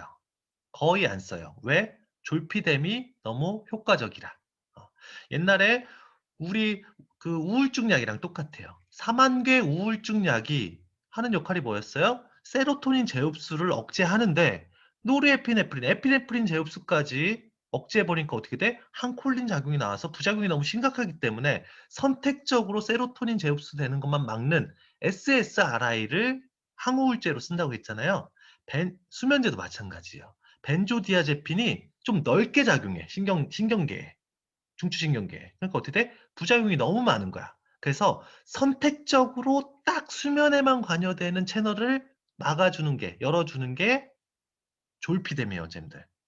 자, 그 개념에 대해서 조금 설명을 드릴 건데, 이 벤조디아제핀 약물은요, 수면제가 아니에요. 진정제예요, 진정제. 우리 불안장애나, 그러니까 중추신경계가 과각성하는 거야. 그러니까 어떻게 돼? 신경계가 과흥분하니까 근육에다가 너무 강한 신호를 내려. 그게 뭐예요? 강직, 경련이잖아요. 그죠? 항경련제로 쓰이거나 혹은 불안장애. 정신이 너무 감정 같은 것들이 너무 폭주하니까 어떻게 돼? 막 불안하고 막 공포가 생기고 막 이런 거 있잖아요. 그죠? 그래서 항불안제로 쓰거나 아니면 항경련제로 쓰거나 혹은 마취제 같은 걸로 쓰는 게 벤조디아제핀 계열 약물이에요, 원래. 근데 중추신경계를 다운시키니까 어떻게 돼? 잠도 오겠죠? 그래서 수면제로도 응용을 하긴 해요. 그래서 옛날에는 수면제로 많이 응용을 했는데 지금은 잘 안 쓰고 있어요. 자, 여기서 살펴볼 게 뭐냐면요. 되게 많아요, 종류가. 뭐 제일 대표적인 게 뭐냐면요. 뭐 우리 미국에서 제일 많이 쓰는 게 뭐냐면요. 어, 알프라졸람이에요. 이거 뭐 자낙스라고 들어보시죠? 자낙스. 미국에서 그냥 사서 먹는 수면제로 사 먹는 게 이 알프라졸람 자낙스거든요. 그리고 한국에서 제일 많이 쓰는 거는 이 트리아졸람, 할시온이라고 얘기하는 이런 약인데 이딴 거 다 필요 없고 이딴 거 다 필요 없고 자 용도를 볼게요. 얘네들 보면 앵자이어티가 다 들어가 있어요. 뭐예요? 항불안제지. 진정제죠, 진정제. 미친놈들 광증, 조증을 억제하는 약이 원래 벤조디아제핀 약물이에요. 그죠? 근데 여기 보면 뭐가 있어요? 패닉에도 쓰고 인somnia 있죠, 인솜니아. 불면증이잖아. 불면증에 쓰는 벤조디아제핀 계열 약물들이 또 따로 존재를 해요. 이해가시죠? 그래서 불면증에도 쓰고 있다. 하지만 벤조디아제핀 계열의 약물의 원래 의미는 뭐다? 진정제다. 라는 정도까지만 알고 넘어가실게요. 자, 그래서 벤조디아제핀이 어떤 작용 기전을 갖고 있는지 볼게요. 아까 가바라는 거 배우셨잖아요. 그죠? 가바. 감마 아미노 부트릭 액시드. 얘가 뭐 하는 거예요? 어, 가바 수용체에 붙으면 염소를 신경세포 안으로 넣어줘서 분극을 더 크게 만들어서 신경세포가 잠자게 만든다. 움직이지 않게 만든다 했잖아. 그죠? 근데 이 가바 수용체예요. 가바만 붙을 수 있는 게 아니에요. 가바도 붙는 자리가 여기 있죠. 여기 보시면 벤조디아제핀이라는 게 붙을 수 있는 자리가 또 있어요. 그리고 요 밑에 보시면 어떻게 돼요? 졸피뎀이 붙을 수 있는 벤조디아제핀이 벤조디아제핀 계열의 약물들이 붙을 수 있는 자리가 있어요. 어, 역할은 똑같아요. 가바가 붙을 때 염소가 들어오잖아. 그죠? 벤조디아제핀이 들어가서 붙으면 염소가 들어가요. 졸피뎀이 들어가도 염소가 들어가요. 어, 차이가 뭘까요? 어, 졸피뎀이라는 약물은 수면에 관계되는 신경세포들이 주로 걔네들한테는 졸피뎀의 수용체가 있다는 얘기예요. 선택적으로 수면에만 관계되는 가바 수용체가 졸피뎀이에요. 이해가시죠? 어. 벤조디아제핀은 더 광역이야. 그래서 중추신경계에 되게 많아. 붙을 수 있는 자리가. 그러니까 어떻게 돼요? 전체적으로 중추신경계가 다운되는 거죠. 감정도 다운, 생각도 다운, 뭐 뇌관까지도 살짝 다운되거든요. 그러니까 호흡수도 떨어져, 뭐 이런 것들이 나타날 수 있는 거죠. 그 정도까지만 보시면 될 것 같고요. 결론적으로 가바 수용체에 작용한다라는 얘기예요. 어, 가바 수용체. 이해가 가시죠? 가바와 비슷한 역할을 하는데 붙어가지고 가바의 친화력을 높아줘요. 바로 염속 채널을 열어주는 게 아니라 가바의 가바가 이렇게 분비될 거 아니에요? 시냅스 전 신경세포에서 가바가 분비되면 얘가 붙을 거잖아요. 요게 붙는 것들을 도와주거나 혹은 더 작용을 친밀하게 만들어 가지고 염소가 잘 들어갈 수 있게끔 만드는 게 벤조디아제핀 계열 수면제랑 또 졸피뎀이에요. 이해가시죠? 자, 그 정도까지만 보시면 될 것 같아요. 자, 그러면 이 약의 부작용은 뭐가 될까요, 원장님들? 어, 얘네들이 반감기가요. 보통 보면요. 체내 잔류 시간이 여긴 안 나왔는데 막 10시간 넘어간 애들이 대다수예요. 10시간. 그 어떻게 돼? 저녁에 먹고 잤는데 다음날 중추신경계가 다운되는 거예요. 중추신경계가 다운되면 어떻게 돼? 졸리다는 얘기지. 예.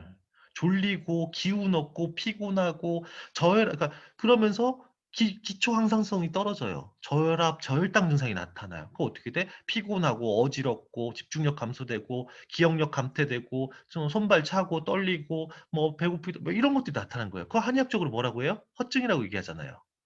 기본적으로 벤조디아제핀 계열 약물을 쓰면 기어, 혈어, 양어, 음효가 나타나요. 이해가시죠? 물론 직접적인 부작용은 얘네들이 그 잘 때 원장님들 오줌 매려면 깨잖아요. 그죠? 노인분들이나 이런 분들이 이걸 드시면요. 잘 때 깨요. 오줌 매려 가지고. 깨는데 중추신경계가 오줌 넣을 때는 이렇게 어느 정도 각성이 있어야 되잖아. 근데 각성이 떨어지면서 넘어지는 거예요. 그 낙상이 1번이에요. 낙상이. 이해가시죠?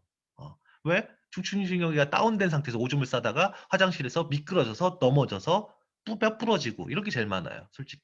그리고 자고 일어났는데 졸려가지고 졸음운전하다가 사고 내고 그리고 집중 안 되고 피곤하고 어지럽고 어, 뭐 대충 그렇다고 보시면 돼요. 중추신경계가 억제되어 있다. 왜? 가바 채널이 계속 열리니까. 이해가시죠? 자, 그 정도 이해하실 수 있다고 생각하세요. 자, 근데 원장님들 얘네들이 또 문제가 되는 게 뭐냐면요. 내성, 금단 증상, 의존성이 심해요. 엄청 심해요. 자, 원장님들 내성이 뭐예요? 내성. 내성. 내성하고 의존성의 차이가 뭐예요? 어, 내성은 처음에는 반알만 먹어도 약발이 엄청나게 셌는데 반알 먹다 보니까 잠이 안 와. 어떻게 해야 돼? 어, 더 많은 용량을 써야 되잖아요. 그죠? 그게 내성이에요. 한 알 갔다고 안 되니까 두 알 넣고 다른 약까지 계속 쓰는 거죠. 복합제제 쓰는 거고. 그게 내성이에요. 자, 그리고 의존성은 뭐죠, 원장님들? 이걸 끊으면 잠이 안 오는 거야. 불면증이 더 심해지는 거예요. 반동현상이라고 보통 부르죠. 잠이 안 와가지고 벤조디아제핀 계열 약물을 썼는데 먹으면 자는데 다음날 끊고 싶어. 다음날 너무 졸리고 피곤하니까. 끊으면 어떻게 돼요? 잠을 꼴딱 새는 거예요. 그걸 의존성이라고 부르잖아요. 그죠? 내성과 의존성이 엄청 강해요. 얘네들이. 못 끊어. 결론적으로. 끊을 때도 정교한 테이퍼링 기법을 써야 돼요. 줄여나가는 기법들을. 바로 끊으면 다음날 금단 증상까지 나타나요. 그게 뭐예요? 불안, 초조, 과민, 도리어 억제돼 있던 게 풀리면서 어떻게 돼요? 불안증이 나타나는 거죠. 얘가 원래 항불안제였잖아. 그죠?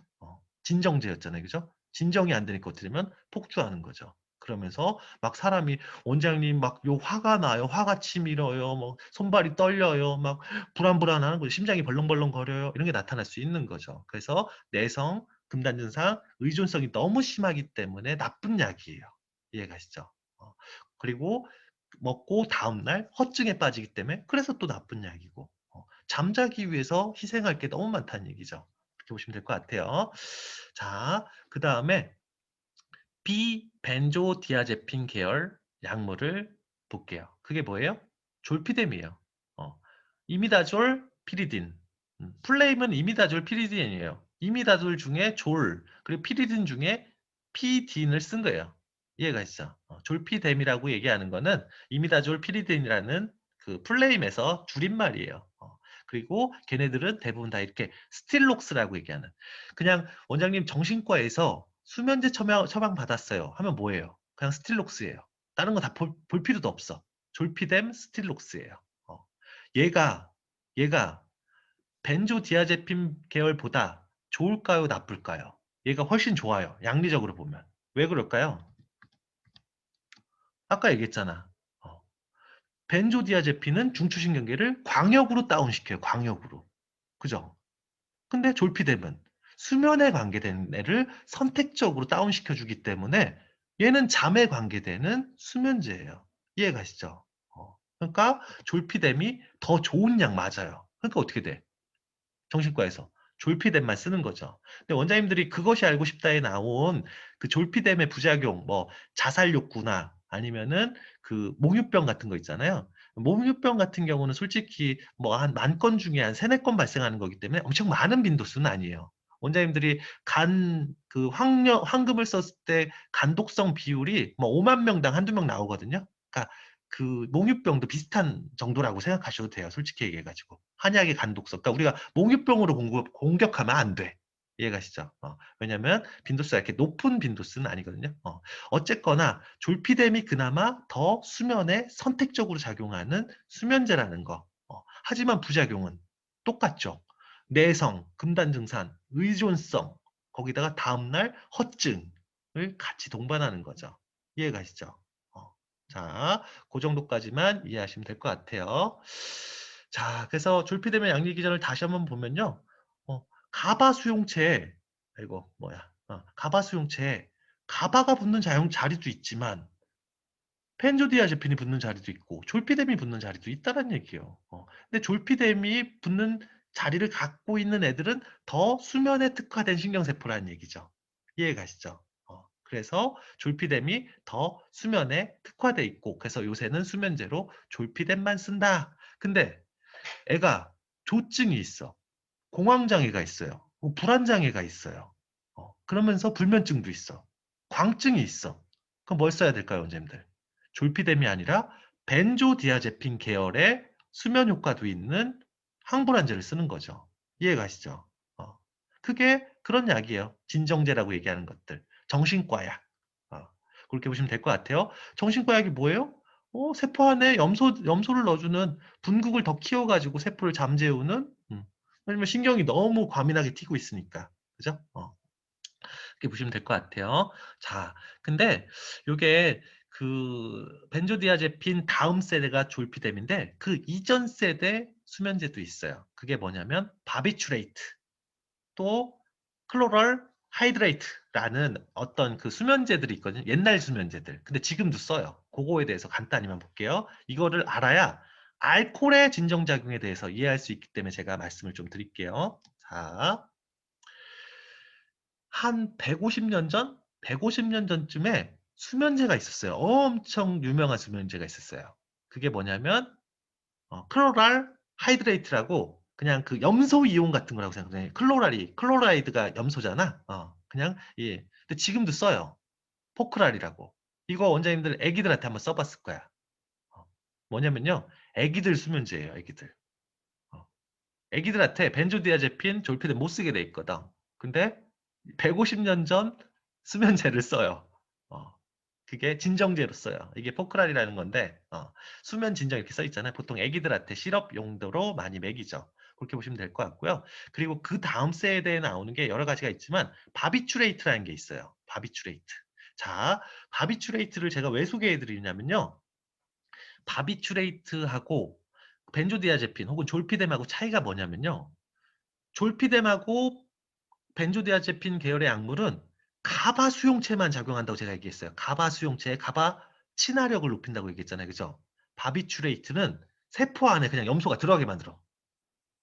염소 채널 그냥 열어버리는 거예요. 그거 어떻게 돼? 초광역 데미지를 미치는 거죠. 이해 가시죠?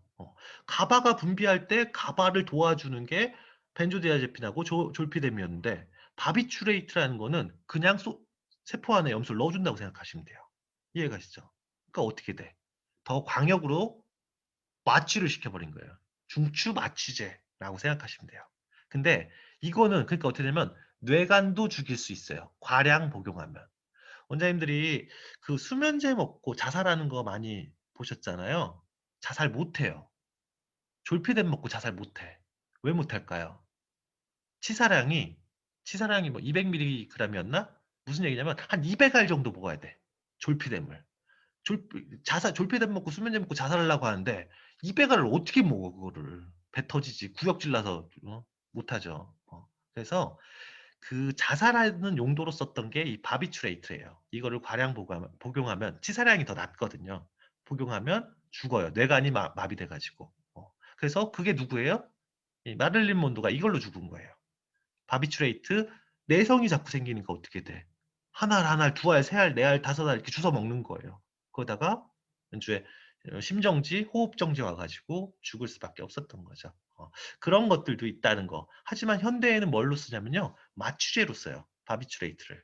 옛날에는 수면제로 썼다가. 이해가 되시죠? 그냥 그런 정도가 있다. 원장님들이 나중에 마취제도 배울 거고 항경련제도 배울 거고 근육이완제도 배울 거고 진통제도 배울 건데 다 연결이 되는 내용이에요. 어. 진통제라는 게 뭐냐면은 통증이 신호가 들어와도 여기 단계에서 상위 단계에서 그냥 끊어버리는 거야. 어떻게 끊겠어요, 원장님들이? 아까 얘기했잖아. 분구를 키워서 다음 신경세포가 흥분 안 하게 통증 경로를 차단하면 되는 거예요. 어떻게 차단해? 마이너스 이온을 넣어가지고. 그러니까 항불안제, 진통제, 뭐 이렇게 어, 불면증약 이런 것들이 다 같은 의미에 들어가 있는 거거든요. 중추신경계 약물들은. 그래서 요거까지 그냥 용어 정도만 우선 익숙해지라고 말씀을 드리는 거예요. 자, 보시면 될 것 같고. 자, 원장님들 그러면은 에탄올, 잠을 자기 위해 술을 마시는 분들이 되게 많잖아요. 그죠? 어, 에탄올은 어떤 작용을 할까요? 알코올, 에탄올. 어, 얘는 벤조디아제 소량으로 먹으면 소주를 한 두세 잔 정도 먹으면요. 벤조디아제핀 약물하고 똑같은 효과를 나타내요. 벤조디아제핀이랑 똑같은 효과를 나타내기 때문에 수면 효과가 있어요. 진정 효과도 있고. 그러니까 술을 두 잔 먹으면 어떻게 돼? 흥분제가 아니에요. 술은 중추신경계에서 진정제예요.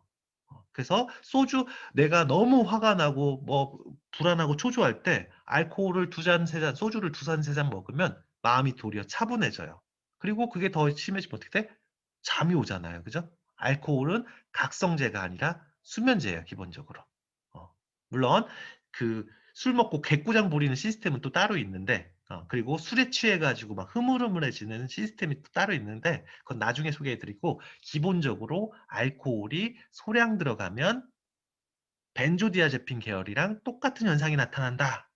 과량 들어가면 어떻게 될까요, 원장님들?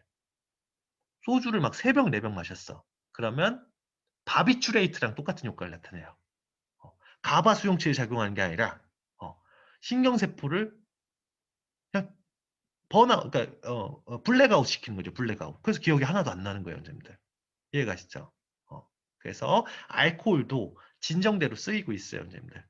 하지만 알코올도 내성 의존성 금단 증상이 심해요. 술을 안 먹으면 잘 수가 없잖아. 그런 사람들이. 그게 문제예요. 순간적으로는 도움이 되지만 길게 봤을 때는 도움이 안 된다는 거죠. 자, 이게 오늘 저기에 끝이에요. 자, 원장님이 꼭 기억하셔야 될 게 있어요. 다른 거 다 빼고. 수면제에는 수면 유도제와 수면제가 있다. 일반 의약품인 수면 유도제와 수면제가 있는데 두 개는 꼭 구분해야 된다. 수면 유도제가 뭐다? 감기약, 콧물 감기약, 1세대 콧물 감기약, 1세대 피부 알레르기약, 항히스타민제라고 얘기하는 거. 왜? 히스타민이 뇌의 각성 경로를 취하기 때문에. 그건 수면 유도제고, 수면제는 뭐다?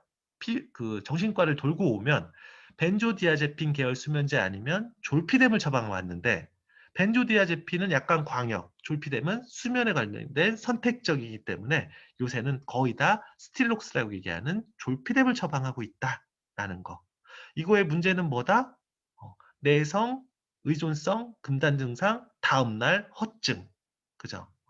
자, 원장님들이 이제 수면제를 복용하고 있는 분들, 아니, 불면증으로 한의원을 그냥 처방을 받으러 그냥 오는 분들은 없어요, 요새는. 맞잖아요. 다 어떻게 돼요? 정신과를 돌고 와요. 정신과를 돌고 왔는데 수면제 처방을 안 받았대. 근데 내가 공황장애나 불안장애가 있어가지고 처방을 받았대요. 물론 불안장애를 처방을 받으면 보통 인대놀처럼 베타차잔제, 그러니까 심장이 벌컥벌컥 뛰는 것들을 막아주는 처방을 받는데 이런 진정제를 처방받는 경우도 있어요. 벤조디아제핀 계열. 그럼 약을 먹으면 어떻게 될까요, 원장님들? 어, 기운이 없다고 얘기해요.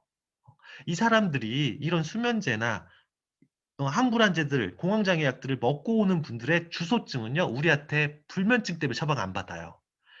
보약 먹으러 와요. 보약 먹으러. 맞잖아요. 그러면 원장님들이 녹용을 이빠이 넣고 보약을 져주면 그 사람 기운이 날까요? 안 나요. 왜 안 날까요? 벤조디아제핀을 계속 넣으면 안 나요. 졸피뎀을 계속 넣으면 안 나요. 왜? 우리 한약보다 걔네 약이 더 세요. 중추신경계를 셧다운 시키다니까. 붉은나비 원장님 맨날 그러잖아. 중추신경계 약을 쓰고 싶지만 한약 주의제 중에 BBB를 통과할 수 있는 약이 거의 없다. 그래서 쓰고 싶어도 쓸 수 있는 약이 많지 않다 얘기잖아요. 무슨 얘기냐? 중추신경계를 바로 때려버리는 양약이 훨씬 세기 때문에 우리들한테 보약을 지러 왔을 때 어떤 약물을 섭취하고 있는지, 불안장애 약이 있는지, 공황장애, 그러니까 약을 봐야 돼요, 원장님들이. 그 약이 뭔지. 졸피뎀이 들어가 있을 수 있어요. 그 사람들은 몰라. 정신과에서 막 세 알, 네 알 이렇게 집어넣기 때문에. 이해가시죠? 보약을 줘줬는데 하나도 효과 없다고 얘기해요. 왜 그럴까요? 졸피뎀 때문에. 어. 원장님 그럼 어떻게 해야 돼? 졸피뎀을 줄여나가거나 아니면 테이퍼링 해야 될 거 아니에요. 약을 반만 넣으면 어떻게 될까요? 반만 넣으면 다음날 피곤한 게 반은 없어지는 거예요. 잠은 잘 수 있지만. 이해 가시죠? 근데 밥만 먹었더니 효과가 없다. 이렇게 얘기하면 어때요? 수면 위생 같은 것들 어떻게 하셔? 음식은 어떻게 선택하시고 자기 전에 어떻게 뭐 다 아시잖아요. 그죠? 그런 기초적인 내용들은 제가 안 할 거예요. 그래서 그런 것들을 티칭하고 약을 테이퍼링 해 가면서 거기에 맞게 처방을 쓰셔야지 원장님들이 양약을 하나도 체크 안 하고 제가 인제 많이 안타까운 게 그거예요. 치험료를 내는데 양약에 대한 분석이 한 개도 없어. 혈압약, 당뇨약 기본적으로 안 깔고 들어가고요. 정신과 약을 먹고 있는데도 그냥 정신과 약을 먹고 있다는데 무슨 약을 먹고 있는지 내가 어떻게 알아. 근데 원장님이 처방을 써서 낫겠대. 나는 도저히 그게 잘 이해가 안 가요. 어. 정신과 약을 어떻게 정신과 약을 끊는 것만으로도요. 녹용 쓴 것보다 훨씬 더 큰 효과가 나요. 그럴 수밖에 없겠죠 당연히. 그죠? 그러니까 원장님들이 저는 현대 한의사들이 해야 될 일은 그 병을 치료하는 것보다 양약의 사이드 이펙트나 혹은 양약의 그런 데미지들을 줄여나가는 쪽으로 혹은 테이퍼링이 나가면서 그 질환을 조절할 수 있는 쪽으로 들어가야지. 그냥 무턱대고 양방은 양방이고 한방은 한방이야. 난 내 갈 길 가련다. 쓴다고 효과가 그렇게 날 것 같지는 않아요. 어, 왜냐하면 7, 80년대에 한의원을 하셨던 원장님들은 선배님들은 양약 거의 안 썼어. 그때는 아파도 병원 안 갔거든요. 정신과는 무슨 정신과야. 살기 바빠 죽겠는데. 그죠? 근데 요새는 그냥 공황장애약 깔고 가고요. 불안장애약 깔고 가고. 그죠? 그렇기 때문에 혈압약 깔고 가고 당뇨약 깔고 가고 진통제 깔고 가잖아. 그거에 대해서 항상 판단을 하셔야 돼요. 자, 그래서 제가 이제 불면증을 볼 때에는요. 우선 약물을 봐요, 약물. 원장님들이 지금 중요한 게 불면증이 있는 분들 소염 진통제 먹는 분들 많아요. 소염 진통제 먹어도 불면증이 많이 올 수 있어요. 소염 진통제는 뭐야? 어디나 아파서 먹는 거잖아요. 아픈 건 침으로 잘 치료하고 소염 진통제 끊으라고 하면 돼요. 이런 거 끊어도 되니까. 그래서 양약 같은 거 잘 체크하고 또 각성을 유발하는 그 생활 습관들을 교정하는데 제가 원장님들한테 진짜 자신 있게 불면증에 대해서 말씀드릴 수 있는 건요. 담배예요, 담배. 제가 지난주에 강의하고요. 다음날 새벽 6시에 잤어요. 내려가서 담배를 5가지 폈거든요. 니코틴이 미친 듯한 각성제예요. 그래서 담배 피는 분들이 그 잠을 못 잔다, 불면증이 있다 그러면은 그분들은 근래에 스트레스를 많이 받아 가지고요. 담배를 많이 펴요. 저녁 때 퇴근하고 마누라랑 싸우고 주식 떨어져서 코인 날려 가지고 담배 피고 어떻게 돼? 담배 때문에 각성이 돼 가지고 잠 못 자는 거야. 그 어떻게 해야 돼요? 5시 이전에 담배를 끊으셔야 돼. 카페인은 끊으시잖아, 원장님들이. 커피는. 뭐 4시 이후에 커피 드시지 마세요 하는데 4시 이전에 담배 끊으라는 얘기는 안 해요. 어. 근데 그분들이 호소하는 게 요새 스트레스를 많이 받아서요예요. 스트레스를 많이 받아서 각성하는 것도 있지만 담배를 많이 펴 가지고 스트레스 받으니까 어떻게 돼? 저도 담배 엄청 피잖아요. 그러니까 담배를 미리 끊어 주는 게 엄청 중요해요. 어. 남자들이 오시면요. 담배 끊는 게 1 번이에요. 그러니까 줄이는 게 저녁에 그렇게 보시면 되고 그리고 각성을 유발하는 그 음식들이 있어요. 이거는 그냥 간단하게 말씀드리면 그냥 아토피에 안 좋은 음식들이에요. 그러니까 이거는 히스타민 증후군을 접근해야 되는데 머리 아프고 어지럽고 막 얼굴 빨개지고 이런 게 다 히스타민 증후군인데 아주 간단하게 알레르기를 유발할 수 있는 음식들이 있잖아요. 그래서 유제품이 안 좋은 경우도 있어요. 솔직히 얘기해 가지고.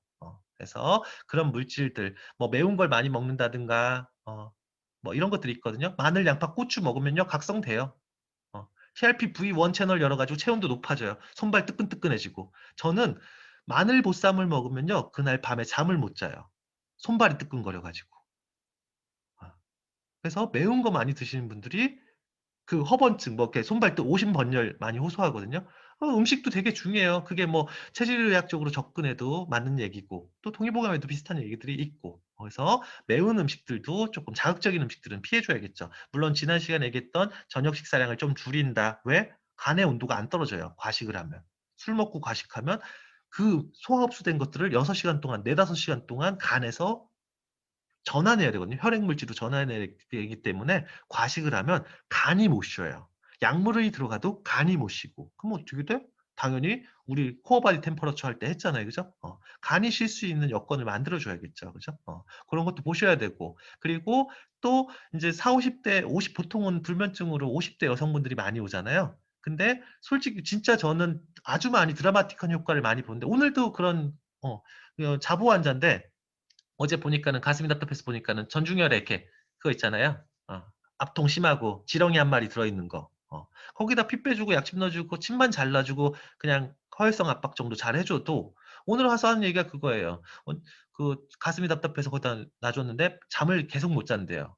제대로 자본 적이 없대. 그래서 오늘 어제 침 맞고 오늘 와가지고 제가 어제 잠 잘 잤어요. 그러니까 진짜 처음으로 잡았대요. 안 깨고. 그러니까 원장님이 생각하시는 그런 화병. 어. 전중열 이빠이 피 빼주고 침 놔주고 약침 놔주고 비벼주고 눌러주고 엄청 효과적이에요.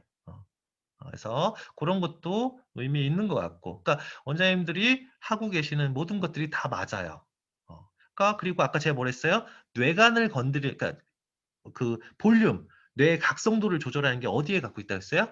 브레인스템에 갖고 있고 그것 중에 레티큘러 포메이션, 그물 형성체가 갖고 있다고 했잖아요. 걔네들이 뭐 한다고 그랬어요? 정보를 온갖 정보를 받아들여서 분석한 다음에 출력해 주는 거기 때문에 정보량이 많으면 많을수록 안 좋아요. 아주 간단하게 말씀드려 가지고 통증이 있으면요. 통증 경로를 통해 가지고 그물 형성체를 때려 버려요. 그러면은 뇌가 각성돼요. 제가 원장님들 졸린데 싸다구를 때리면 어떻게 돼? 통증이 들어가서 뇌를 깨운 거잖아. 그래서 관절염이 있거나 혹은 위장에 염증이 있거나 배가 아프거나 어디 허리가 아프거나 그러면 불면증이 와요. 왜? 그물형성체를 통증이 때려가지고 뇌가 각성되거든요. 이해가 되죠? 그리고 뭐 어떤 뭐 염증이 있다거나 이런 것도 마찬가지죠. 관절염이 있거나 위장관에 염증이 있다거나 그런 것도 마찬가지고 그렇게 보시면 되고 그래서 이 그물형성체가 또 체크하는 게 뭐였어요? 생각이 들어가도 그물형성체가 각성을 시키고 감정 마찬가지잖아요. 그죠? 그리고 항상성, 체온, 혈당, 혈압 이런 것들이 안 맞을까? 원장님들이 그 혈압 낮추는 약물들, 뭐 대소변을 잘 편안하게, 위장관을 편안하게 이런 약물들이 다 수면에 관계할 수밖에 없다는 얘기예요. 직접적으로 양방약처럼 가바 수용체를 때릴 수는 없지만 우리가 간접적으로 그물 형성체에다가 좋은 정보들을 넣어줘서 뇌를 안정화시키고 다운시킬 수 있다는 얘기예요. 잘 때, 밤에. 이해가시죠? 그렇게 접근하시면 될 것 같고요. 뭐 원장님들이 갖고 계신 꿀팁들 있으시면은 그 채팅방에 올려주시고 오늘은 여기까지 할게요.